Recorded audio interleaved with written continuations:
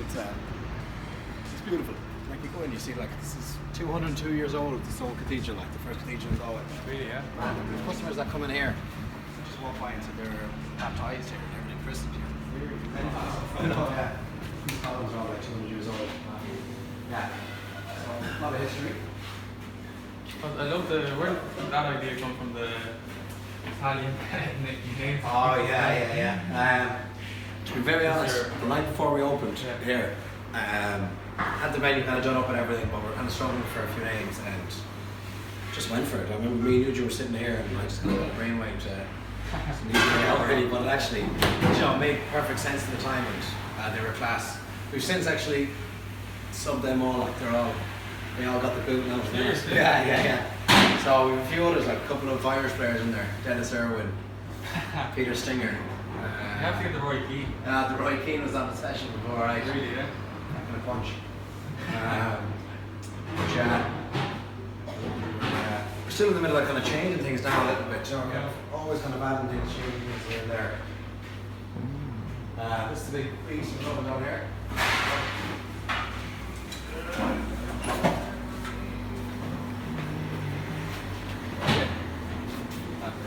So we like that for. Like that. So all the pieces come from there. Yeah. We like that every morning for 3 hours. Just get that lit from about 9 o'clock every morning. Get it up to temperature about 500 degrees and maintain that temperature then for X amount of time. Do you think that's like the key to proper pizza? Yeah, definitely. One off. There's a couple of fundamentals that we need to honour.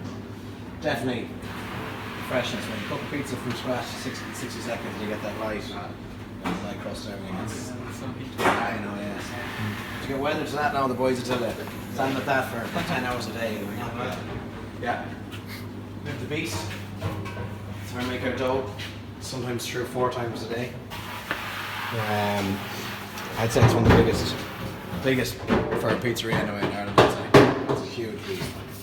So you get like 450 dough balls out of maybe a batch. Really, Yeah. But yeah, it's a beast. It's a bath, like. So again, our interiors have just modelled on a bit of our stories. Food truck on the end represent when we started. This is actually the signage from the front of our pop-up shop. Okay. It's on the front door. And then these are things from. Yeah, no, definitely not. And then this is all memorabilia from the old shop, from old bedrooms, different things. So this is like a mini Naples kind of area. We're still kind of finishing off. So again, just symbolising the story a little bit.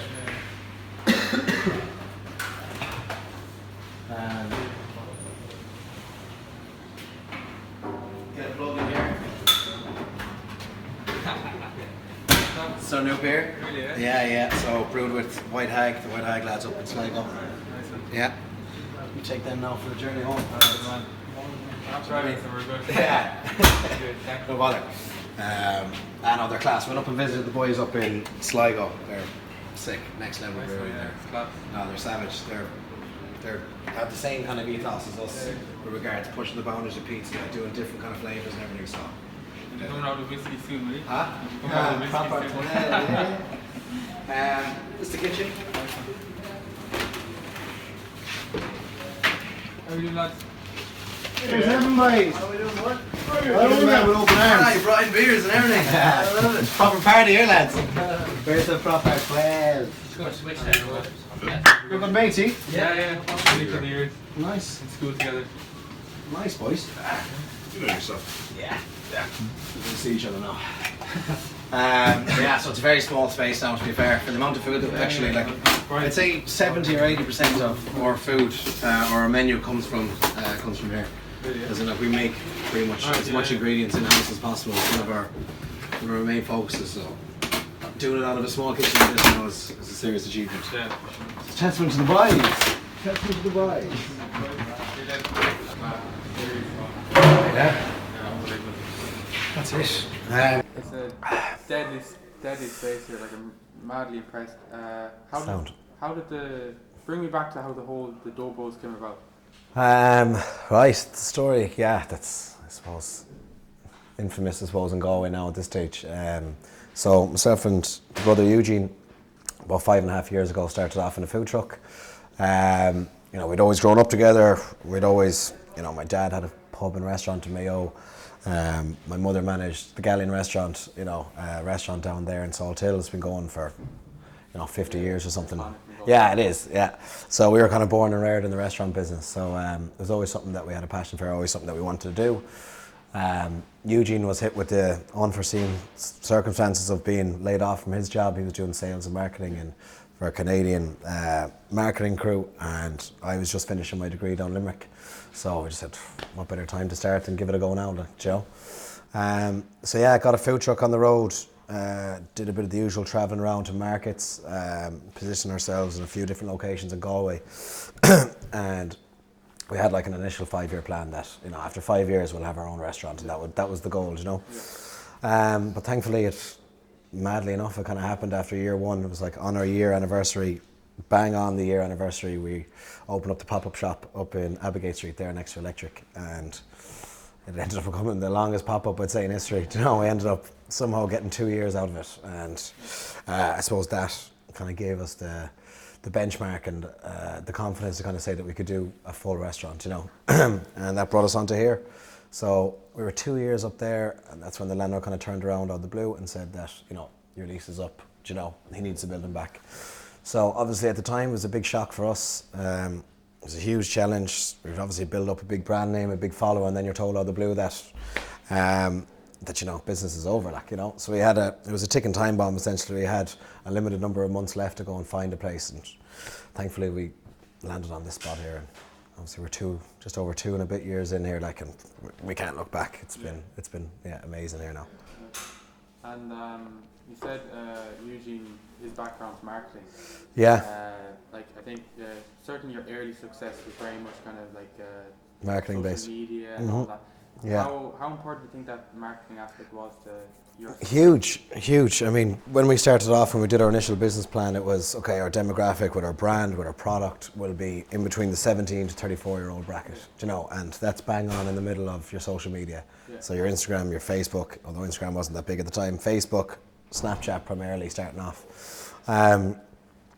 And the way we kind of found it was we started just putting up stories of, you know, I don't know, just trying to have the crack essentially, and just trying to tell the story as it is basically, and as it lied. And I think that in turn kind of built a bit of momentum for us going forward, as in, you know, customers started to kind of gain a bit of traction with who we are. We're local lads, we're coming from out in the car, we're doing pizza.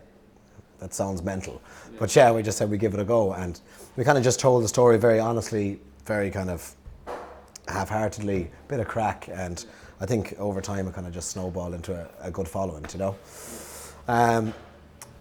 That, like I say, social media has been hugely instrumental in our success, but equally as important has been word of mouth. Like, I think people underestimate the power of word of mouth. Like, when we opened up, even from the food truck, say, our main goal, my main mission was when any customer was coming through the door that we were going to make their experience so good that they'd want to leave and tell their friends, or they'd want to leave and tell 5 people. Those 5 people will in turn tell 5 people, 5.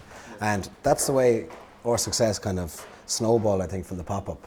People started to come in, it was a little bit different, the interior was a bit quirky, we had our own tunes on, having the crack, you know, but the product itself was, you know, was as good as we could get it to. And they could see the passion and the work that was being put in at that time. And I think that customers that were coming in at that time were seeing this experience and being so kind of blown away by it.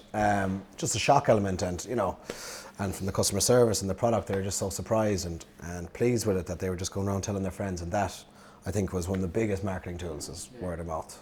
Definitely for us starting off. Definitely. And like, one of the big kind of questions, and certainly among chefs, is like, and restaurateurs, is kind of the divide between customer service and food, and what's more important. Yeah. Do you have an opinion on that? Yeah, ours is absolutely bang equal. As in, like, we are like completely anal about the quality of our product, you know, and we are still to this day changing our dough recipe every week, or trying to tweak it here and there to make it better. We're constantly focused on, you know, trying to make the product better. We just changed our menu recently, and people would have said we're crazy. All of our customers, I'm sure, would have said, where's this pizza gone? Where's this pizza gone? Do you know, where's that? And we were just like, we're 5 years in here now. We kind of need to look a bit within ourselves and how we need to change. So we're kind of always very focused on our product, but equally our service is just as important here. Do you know, from when a customer walks through the door, you know, it's equally as important that they're shown the respect and shown a good time when they come in, whether it be a warm hello, a gracious goodbye. I think that's been kind of bred into us since we were younger, growing up in the family business, and that like our dad and our mother would be notorious in Galway and Mayo equally for having excellent customer service. And you know yourself, bad service will never save a good meal, you know, and definitely good service will if you know, if that's ever the case. But yeah, it's just as important, definitely. So one thing I'm really interested in is because I would like to one day be where you are and running my own restaurant. What are the kind of challenges to, first of all, opening a restaurant, then also just kind of the consistency of running a restaurant day in, day out? The challenges of opening, there's they're all manageable. You know, it's not to put people off. They're not the end of the world either. The big challenge is that there will be delays, and there will be unforeseen delays, and there will be, you know, I'm very, I kind of always have to work on a plan myself. It's kind of always have some sort of list to be working to. I have that kind of mentality, and deadlines are a big part of that as well. And when you're opening a restaurant, you kind of, okay, we'll be here at this date, we'll be here at this date, blah, blah. That'll always just be pushed out. So I suppose let that, I know it's one of those cliches, but that will always happen anyway. So be prepared for that to happen and just to ride with it. And then I suppose with running it, just be prepared to put everything into it. Like your heart, your soul, your blood, your sweat, your tears, your everything. Do you know, the classics that sacrifice will be made, but from my own personal examples, when we were setting up this business, all of my mates were moving to San Francisco at the time. They'd done a J1 there at the time, and they're all moving over there, and it was like 5 of my 6 kind of best mates, and I was kind of faced with that decision of, right, do we start the food truck now, or do I go off and see the world and, you know, live with my mates and this, that and the other. You know, a lot of them, 5 of them are still living over there now at the moment, and, you know, in good jobs and doing well. But looking at that now, that decision, like, it's definitely a sacrifice I've made, you know, for those relationships and this, that and the other, but I could never picture myself being over there now. Do you know, I'm so much happier where I am here now, and so much more you know, self-fulfilled in what I'm doing. Then you kind of you sacrifice small things in your life, but when you look at the greater picture, you know, of your own happiness, your own drive, your own focus, everything, you know, what you're doing is kind of right for you. Then it's kind of, you know, that's as rewarding as it gets, really. Do you know? You mentioned you know, marketing was hugely important for success and word of mouth. Are there any other kind of I suppose keys or aspects of, you know, things that, you know, you've done that kind of led to your success? Our focus, like, is a real big one here. Like, you know, we could so easily, with the business like ours, from the outside looking in, we could so easily just rest on our laurels and just sit back and be like, have the lads run it here and be like, yeah, we're grand, we're happy out here. But that's just, and let the business kind of run itself. But that's just not who we are, and our customers know that. You know, we're here all the time. We're constantly trying to improve every little detail, whether it be the customer experience, the product, the design, the branding, everything about this kind of business is totally reflective of who we are, and it's our personality, and it's something that we're very passionate about. And I think our focus is, you know, we have a laser focus in that regard of trying to constantly pinpoint areas that maybe we might fall down on a small bit, and trying to improve them all the time. Family is a big one for us as well. Like, I don't know if it's a skill or but it's a trait and a characteristic of ours. Like, growing up in those different family businesses, like, we just recently brought our mom on board last year, so she kind of runs the office side of things for us, which again gives us the scope to kind of focus back onto the business. We're not going to bog down in the paperwork, the payroll, do you know, all the boring bits that we're just notoriously useless at anyway. So it's great having her here and getting to work with her every day. That's definitely a privilege of ours that we take, you know, that we don't take for granted. We have our sister, our cousins, so many people have kind of passed through here that we get to kind of work with all the time, which are serious, you know. What else? Just it's just that constant kind of, you probably know it yourself, like, you know, that constant drive to be better yourself all the time, you know. Like once we ever get kind of resting our laurels here, we know we're finished. You know, once you're staying in the same position, you're going backwards, you know. So you're constantly just striving to kind of be better.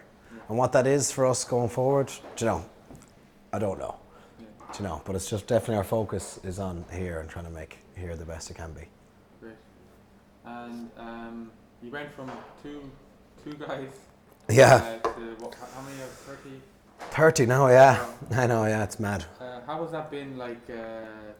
Has that been a challenge, kind of like having a large team and dealing with people and leading a team? And Yeah, definitely. Like, obviously, it's naturally evolved as well. It started kind of with the two of us, and then we went to the pop-up, and we had 6 to 8 at the start, and a lot of them were friends and family, and that was our kind of our strategy at the time, was just employ friends and family. You can trust them, you know, blah blah blah, and that worked absolutely brilliant for us. But over time, as the business has evolved, it's just gotten, I suppose, more professional, and with that, it's been great. Like, we've an absolutely excellent relationship with all of our staff. Staff wellness is a huge part of, or staff happiness is a huge part of our business model and our strategy as well. And like, we have, like last year for our staff party, we took the guys up to Delphi for you know, team bonding exercise, and then had the car princess afterwards for a bit of a party. And this year we all went out to the races, went up to Pure Skill for kind of team bonding. We're kind of all about that team and trying to kind of build, you know, a good relationship between the different teams. Because obviously there's the kitchen, the pizza, the floor, you know, the kind of office. So kind of merging the teams and trying to kind of build a bit of unity between them all. But I'd say, yeah, management-wise, it's part and parcel of the job. You know, you need to separate yourselves sometimes. As much as we want to, you know, build a relationship between staffs and make everybody happy here, you have to be fair, and there has to be discipline as well, like anything. But it's just something you kind of just grow up with, I think, and you kind of just learn. There's no, I think you can read as many leadership books or as many management books, but when you're on the spot and you have to make decisions here and there, look, they might be right for some people, they might be wrong for others, but you still have to make them, and they're just part and parcel of the job. And that's like that kind of, I can feel it even by talking to some of your guys who, like, it seems to be a really happy kind of place to work. Yeah. That's very maybe untypical of some restaurants, you know, certainly higher end restaurants. Yeah. Do you think that, like, kind of that team bonding, the fact that you all do get along well and you're all happy, that actually has a good positive impact on the business? Like at the end of the day, do you think that causes you to be busier or make more money? Or?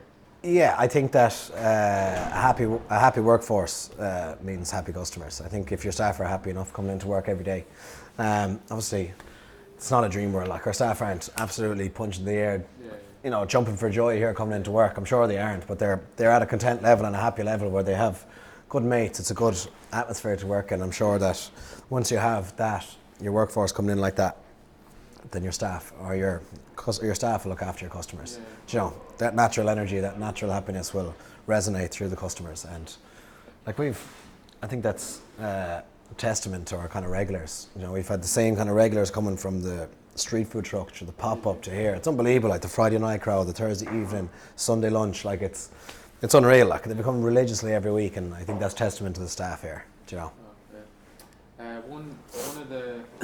One thing that really impressed me about the Dobros is that you don't have pasta. You know, you mentioned you know, you don't have a big menu. You don't even have a dessert menu. No. That's something that I think some people might kind of say. I'm sure you heard it. Of course, yeah. Why? Because for us, our focus has always been on one product, trying to do one product and trying to focus on it and do it as best as possible. I think once you're trying to separate into other products like pasta, like desserts, like sandwiches, like breakfast, you're just clouding your thought process too much, and there's too much to focus on, whereas you're getting lost in the majority. Well, you should be focusing on the one, you know, for us anyway. We're not necessarily chefs either as backgrounds. You know, we're not trained chefs. We're completely self-taught. Though I did train over in Naples for a short while, but still, the majority of our training is self-taught. So we don't want to be mucking around, doing different things. This is our focus. This is our passion, and I suppose just focus on that and try to bring it to the best that it can be. Do you know? Right. And that leads me on. Let everybody else do the rest, like, you know. Okay, that leads me on to the next question, and I'll finish up on this one. You're obviously extremely focused on Dobro's, Galway. Dobro's, anywhere else? What's the future? Excuse me. Because I'm sure you strike me as a very ambitious person. Yeah. You wouldn't be content just with here. No, but we are, and we're at that stage now, to be quite honest. Real talk. We're at that stage now where we're doing a lot of soul searching, trying to figure out where we're kind of going at the moment. But we're not ruling anything out, but we're very, very happy in Galway. I can say that. We're really happy as Galway is a city. We're Galway lads, we're local lads. We have a lot of pluses here. Bigger isn't always necessarily better for us with this anyway, with going to Dublin, with going to Cork, going to these different places, that brings added stress, pressure. Your whole lifestyle changes. Whereas for us in Galway, we're very proud of the city, and we're pizza lovers, but we're also food lovers, and our creativity is kind of endless with food as well. We have visions for lots of things, but definitely Galway is, I think, where we see ourselves for the next couple of years. Right, and I'll finish up on this one last one. So, do you ever see yourself? Do you ever see another restaurant concept? Because you're saying you're food lovers as well. Do you ever see yourself in that, or will it be pizza? Look, I can't. I'll never say never anyway. But we are happy in Galway, and we're big lovers of all food, So can't really say too much, Right, okay. No. You're on the fence, so. We are. We're not ruling out anything at the moment, But I suppose we are creative people, and we do need to kind of put our focuses into that as well for ourselves. So we'll see where the future takes us, I suppose. Perfect. All right, we'll finish up there, Ronan. Sound. Pleasure. Gent, Thanks a lot. nice one. No bother, Evan. Cheers, man.